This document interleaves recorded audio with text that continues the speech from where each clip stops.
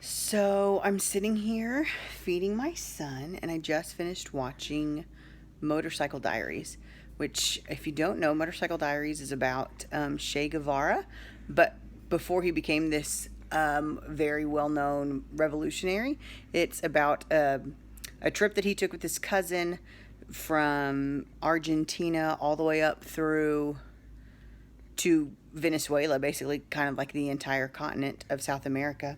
And they met so many different people, and it's almost like his beginnings of being a revolutionary because he saw so many mestizos who were had been on this land for, I mean, thousands and thousands of years, and then the conquerors from other countries came in and took it over, and the landowners kicked them off the land, and now they are poor and they are struggling to make it by. And he kind of saw the injustice in that.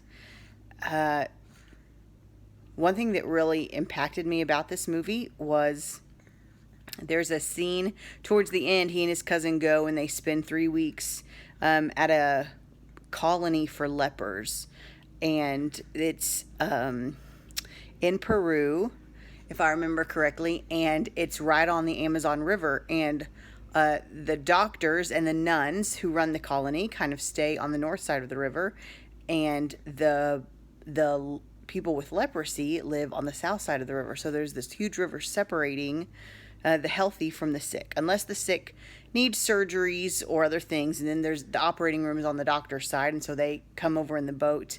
But the first time that Che Guevara goes across the river, the doctor in charge hands him gloves to put on, and they talk about how, leprosy, once it's being treated, is not contagious, but the nuns make you have very strict rules and want you to follow these rules anyway, including you don't get food on, I think, Saturday at lunch or something like that, unless you go to Mass first. But they choose not to wear the gloves, and the first time he reaches his hand out to shake somebody's hand who has leprosy, the leprous man kind of looks at him like, what's happening, what's he trying to do? And he looks at the doctor and says, doesn't he know the rules? And the doctor kind of gives him the go ahead, and he shakes his hand. And I imagine that is the first time that man has been felt human to human skin to skin contact without a glove in a really, really long time. And Che Guevara spends time on the south side of the river in the leprous colony. He helps them build their houses. He plays rugby with them on their side. He's really quite incarnational in the 3 weeks that he's there, whereas the other doctors and the nuns have kept their separation. He removed it from the very beginning and made such a huge impact as a result.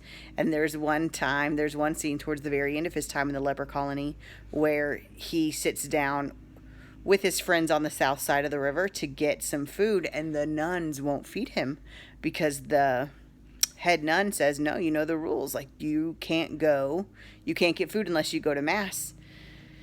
And they're so hungry, but they can't get food, so he just leaves. And then 3 different people who are living with leprosy sneak their bowls of food out and bring it to him.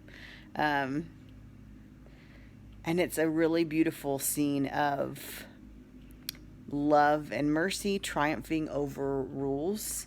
And I think the power of incarnation. I mean, when I watched the whole kind of section of him at the leper colony, I couldn't help but think of Jesus. I couldn't help but think, this is what Jesus did. He came to where we were. He wasn't afraid to touch us in our sin or our brokenness or our very, our lack of health, our imperfections. He wasn't afraid to get in there with us. And he helped us build our houses, and he plays with us. He has a relationship with us. And it's not about rules. It's just about love and mercy. So I am still struggling at this point. I still have more reading to do. Hey, buddy. We doing all right? At this point, I still have some more reading to do, so I have not quite made the connection between Che Guevara and Fidel Castro. I know that Che Guevara was really a main figure in the Cuban Revolution. And I think that happened about 8 years later after this trip, according to the kind of epilogue in the movie. But I'm really interested to hear more about the connection between Che Guevara and Fidel Castro, and how Che kind of helped the revolution, and then he moved on. Like, he moved on to other to incite other revolutions. So I want to do a little bit more reading and looking into that. But I thought it was a really powerful movie, and it really kind of helped me see some of the background and some of the ways people were being treated. And he, in the very end, he kind of makes the speech, and he uses the word mestizas, which is the same word that I'm reading all throughout our Mujerista intercultural feminist theology book that we're reading, the mestizas. And so the Cuban people are definitely part of this, kind of these indigenous American individuals, and being, kind of ruled over, colonized, including the Afro-Cubans who were enslaved. There's just really rich history. A lot of it, I think, kind of sad and hard. But it is also helping me see communism from kind of a different perspective. It's helping me see why communism, especially on paper, communism seems fantastic. Everybody gets a share. Everybody gets their part. Nobody automatically has more than anybody else. And we work really hard to make sure that everybody's need is provided for. Like, on paper, that sounds like the church. So we'll see what comes next.